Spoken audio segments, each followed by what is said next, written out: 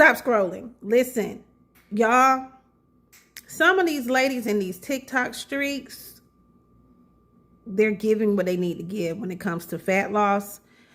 There's something called body recomposition, babies. You don't even really have to lose that much weight. If you just want to, your goal is just to lose fat, because don't we all want to lose fat? Check these videos out.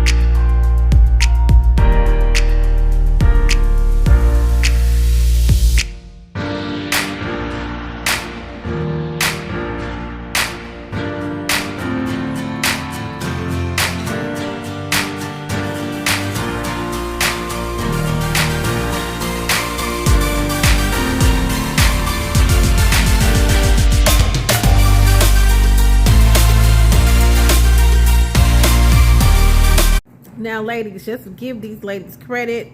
They look amazing. They had wonderful transformations. Now, let's get into some of the science behind it.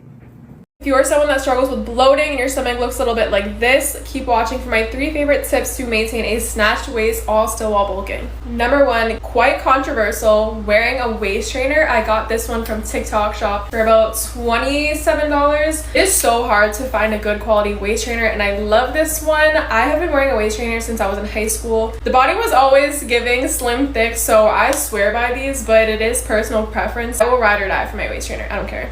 Number 2, supplements and diet. If you are not taking care of your gut, it is definitely going to reflect in the way your stomach looks. 2 of my favorite supplements are glutamine and probiotic. Those have absolutely changed the game in my bloating, just the way my stomach looks as a whole. Those 2 together is a game changer. Lastly, genetics and training. Genetically, I don't carry a lot of fat on the front of my stomach. I gain all my weight on my waist. One of my favorite exercises is the side plank, guys. These work your transverse abs, which is basically your internal corset. When I am slacking on these, I notice the waist is not giving what it's supposed to. Then I start doing them again and it's just like burn so good. Of course, like I said, genetics, the amount of body fat you have on you is gonna differ from person to person and how your waist looks, but those are my 3 tips that I always keep in mind when I'm trying to stay snatched while bulking.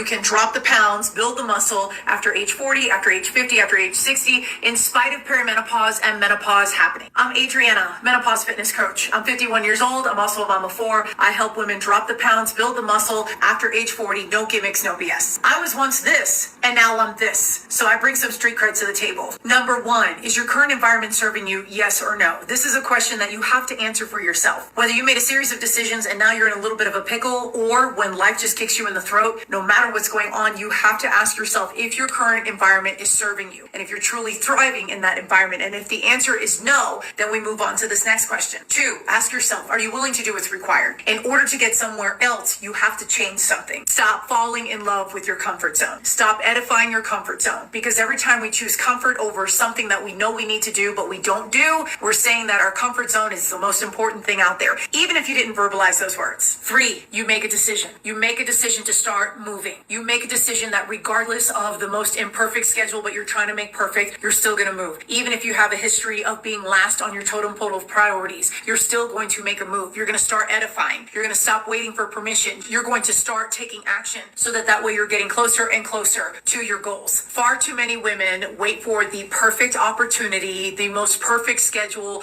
the most perfect alignment in order to then decide, I guess I shall make a move right now. And the reality is there is no perfect moment. And the reality is there is no perfect time. You're throwing time out the door. You're wasting time. Another mistake that women make is that they wait for the absolute no fail proof moment in order for them to make a very big move that they're not used to doing. And the issue is we have to stop breaking promises to ourselves. The inaction that we do will determine whether or not we see things to the other side, whether we are successful, where we have the health that we want, where we have the body that we want. There is no fairy godmother. There is no magic wand. And then sometimes what's unfortunate is some women will look at it from the angle of, well, what's it going to cost me? How about we start looking at it? What's my cost if I don't take action? The sad reality is by the year 2035, it's projected that the U.S. adult population will reach 50% obesity, which will then further amplify and have a high correlation with chronic health conditions we have no business facing. But here we are. Luckily, we can turn things around. But it goes back to those 2 questions. Are you willing to do what's required after you decide if your current environment is serving you, yes or no? How much time do we have, ladies? I know time's not on my side. It's not on yours either. If you're still trying to figure it out and it hasn't happened yet, what are you waiting for? If you need help, comment in the comments, I need help, and let's have a conversation.